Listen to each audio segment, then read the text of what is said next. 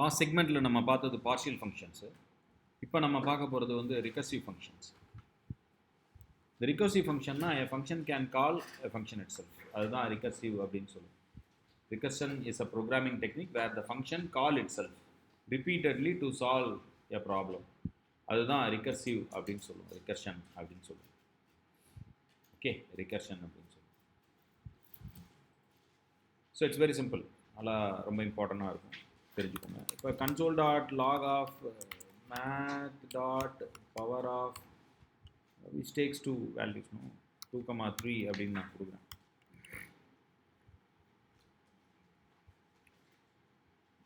So we got the output as 8. fine. Okay, so இங்கே நான் library use பண்ணியிருக்கேன். But there are other ways to implement this. So this is somewhat, நான் இங்கே வந்து பார்த்தீங்கன்னா math அப்படின்ற லைப்ரரி யூஸ் பண்ணியிருக்கேன், அதோட மெத்தட் கால் பண்ணியிருக்கேன், அதுக்கான ஆர்குமெண்ட்ஸ் பாஸ் பண்ணியிருக்கேன். It's more simple, but you should know how to write the power by either iterative way or recursive way, ரெண்டுமே சொல்லணும் அப்படின்றது. ஐட்ரேட்டிவ் திங்கிங்கில் எப்படி இருக்கும் அப்படின்னு பார்க்கலாம். ஒரு ஜஸ்ட் ஒரு ஃபங்க்ஷன் எழுதுகிறேன் நானே, அந்த ஃபங்க்ஷனுக்கு பேர் பவர் ஐட்ரேட்டிவ் அப்படின்னு எழுதுகிறேன். x,n அப்படின்னு நான் சொல்லுவேன், x,n அப்படின்னு சொல்லுவேன். இப்போ நான் வந்து லெட் ரிசல்ட் ஈக்குவலன் டு 1 அப்படின்னு நான் அசைன் பண்ணிக்கிறேன். ரிசல்ட் எப்பயும் 1 அப்படின்னு அசைன் பண்ணிக்கிறேன். இப்போ நான் ஐட்ரேட்டிவ் திங்கிங்னால let i equal to 0, i less than n, i ++. Iterate பண்ணுறேன். என்ன பண்ண போகிறேன் அப்படின்னு பார்த்தீங்கன்னா, இந்த ரிசல்ட் இருக்குல்ல அதை பெருக்கிறேன் ஈக்குவலன் டு x. ஓகே, இது ஐட்ரேட்டிவ் திங்கிங். அப்போ நான் வந்து ரிட்டர்ன் பண்ணுறேன், ரிசல்ட்டை ரிட்டர்ன் பண்ணுறேன். ஸோ இப்போ நான் வந்து இப்போ கன்சோல் டாட் லாகில் வந்துட்டு கன்சோல் டாட் லாக் கால் பண்ணுறேன், 2,3 அப்படின்னு கால் பண்ணுறேன். செக் பண்ணிக்கலாம்.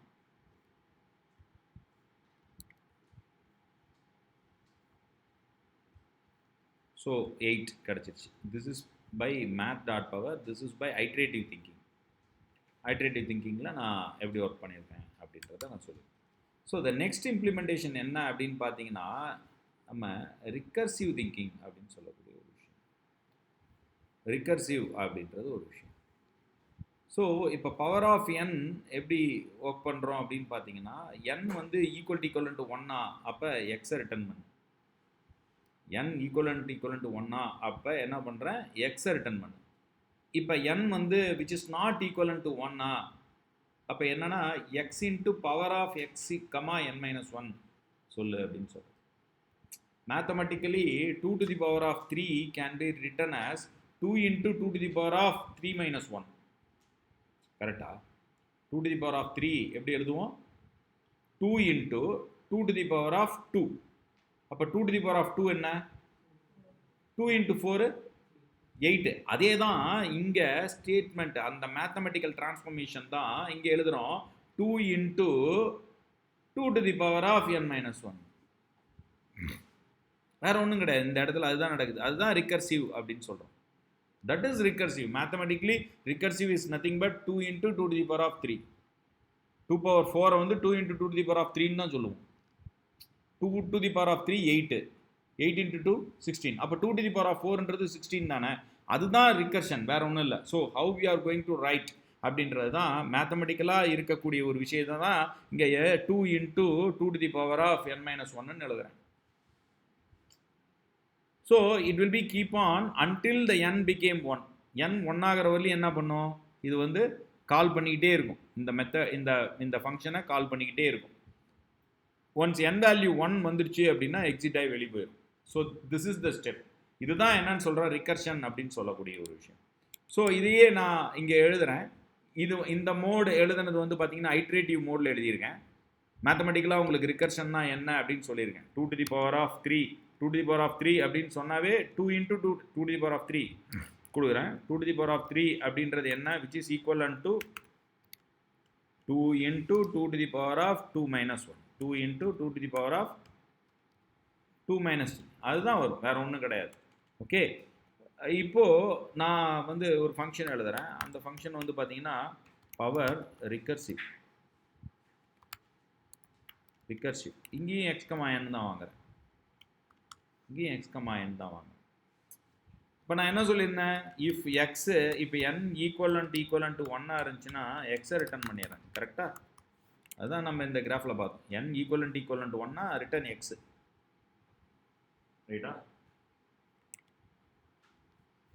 எல்ஸ் பார்ட்டில் என்ன சொல்லியிருக்கேன், நோவாக இருந்தால் இதை யூஸ் பண்ணியிருக்கேன், X into power of n. அப்போ எல்ஸ் பார்ட்டில் எல்ஸ்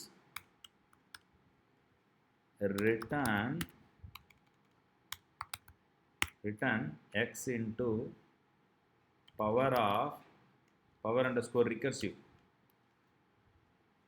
Right? புரியுதுங்களா? x comma n minus 1. x comma n minus 1. That's all. அவ்வளோதான், வேற ஒன்றும் இல்லை, ரொம்ப simple.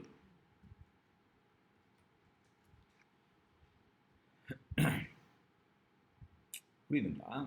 That's very simple. So அந்த சார்ட்டில் பார்த்ததே தான் இங்கேயும் நான் எக்ஸ்பிளைன் பண்ணியிருக்கேன். ஸோ இப்போ நான் console.log பவர் ரிகர்சிவ் யூஸ் பண்ணுறேன். ஸோ 2,4 கொடுக்குறேன். So in order to distinguish the result. Okay, so இப்போது என்ன நடக்குது அப்படின்னு பாருங்கள். அவுட்புட் 888 பர்ஃபெக்டாக ஒர்க் ஆகுது. ஸோ இந்த இடத்துல வந்து so again I am using recursive function. இங்கே பாருங்கள், இந்த ஃபங்க்ஷனே கால் பண்ணுது with the value of n minus 1. So how long it will continue? Until the n became 1. Until the n became 1. So there is a decrement over here. First இங்கே 4 வந்து 3 ஆகும், 3 third time ஒரு தாட்டி கால் பண்ணுறப்ப 2 ஆகும், 1 ஆகும், தென் வெளியே வரும். ஸோ இதுதான் என்னன்னு சொன்னோம், ரிகர்சிவ் ஃபங்க்ஷன் அப்படின்னு சொல்லுவோம். ஸ்டாக்ல வந்து பார்த்தீங்கன்னா ஃபர்ஸ்ட் ஸ்டாக்ல இதுதான் இருக்கும், என்னோட வேல்யூ ஒன்றுனா ரிட்டர்ன் எக்ஸ் தான். செகண்ட் ஸ்டாக்ல வந்து தான் இந்த என்ன ஆகும், இந்த எல்ஸ் பார்ட்டில் ஒர்க் ஆகும். எல்ஸ் பார்ட்டில் இந்த இடத்துல ரிகர்சிவ். இங்கே நீங்கள் math dot power of x comma n கொடுத்துட வேணாம். ஸோ இங்கே நான் பவர் அண்டர்ஸ்கோர் ரிகர்சிவ்னு சொல்லியிருக்கிறது, I am talking about the function, that is not the library. இதை நான் சொல்லவே இல்லை. ஸோ இங்கே என்னோட கான்டெக்ஸ்ட் என்னன்னா explanation about the recursive function recursive திங்கிங்கில் எப்படி நடக்குது. இது ஐட்ரேட்டிவ் திங்கிங்.